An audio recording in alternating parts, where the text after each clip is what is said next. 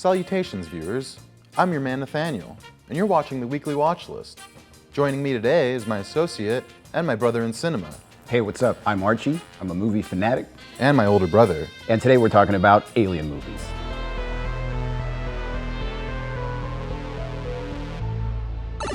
Now let's talk about a film that did the most damage to my 10-year-old psyche, and that is 1989's Communion. Now the scene that messed with me the most involved a small gray creeping around the corners of a house. Is that someone there?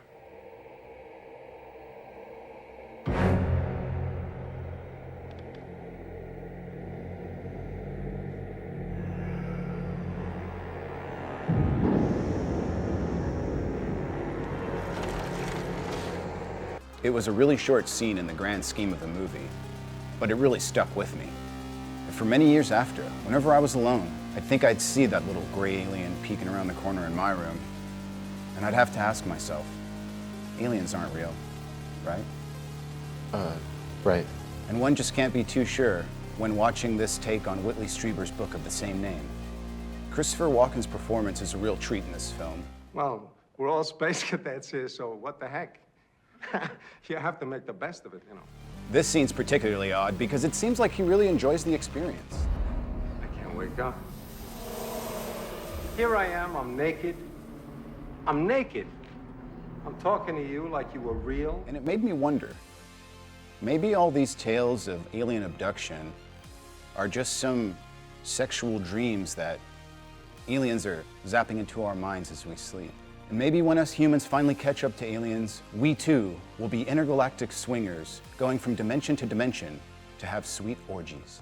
It's a nice thought, but it doesn't make me feel any better when I think about that little gray alien rustling around in my room when I'm trying to sleep. What kind of alien would you want an interaction with? I definitely go with someone from the Galactic Federation of Light. Now, I respect your decision on the Federation, but personally, I don't really with the feds. So if I had to choose an interaction with an alien, I'd probably go for like a menacingly hot one. Which brings me to our second recommendation, the 2013 sci-fi thriller, Under the Skin. Now, if you feel like taking yourself on a priceless ride through the lens of director Jonathan Glazer, this ominous alien character study features Scarlett Johansson as a mega hot alien babe, cruising the dark streets of Edinburgh like it's a goddamn meat market, or in her case, a skin market. We see her character drive around for a long time through desolate warehouse districts and working class neighborhoods, looking for aimless, meandering men. She picks these men up and takes them to an abandoned house that's like some kind of portal between two different realities. Or maybe it's just a freaking interdimensional flophouse. But put yourself in their shoes. You're getting picked up by ScarJo.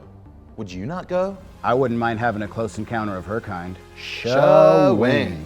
And we never really understand the character's intent besides what seems to be some kind of body snatcher's operation. I'm not really sure what this film is trying to say, but perhaps it's just a big metaphor for dating. I really want to buy you a drink, man. You look absolutely stunning, and you know what?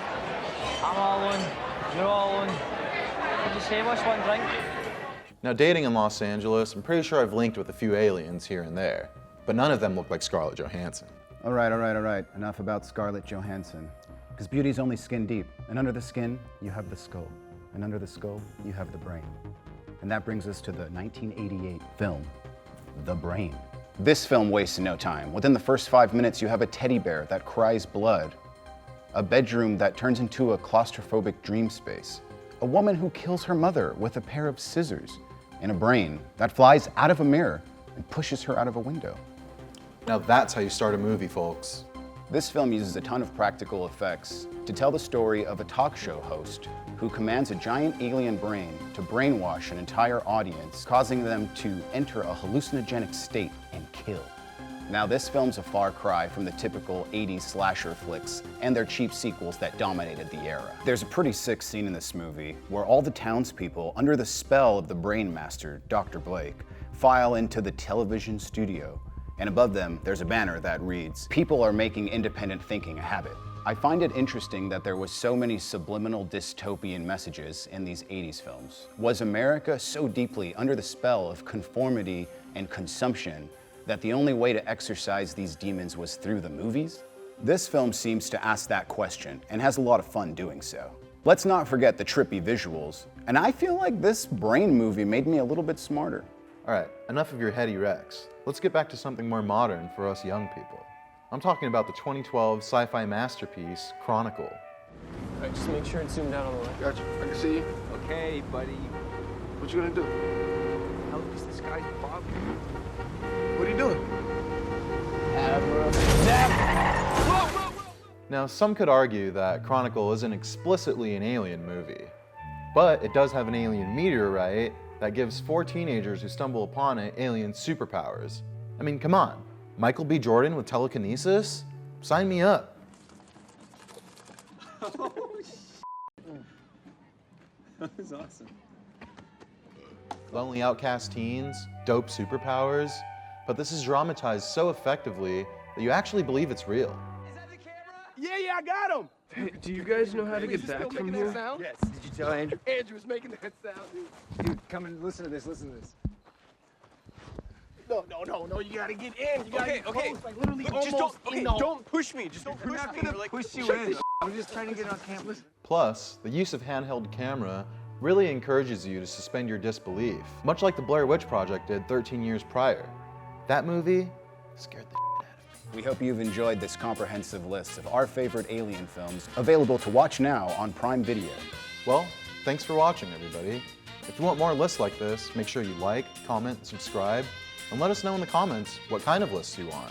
And be careful for those grays. Don't get probed.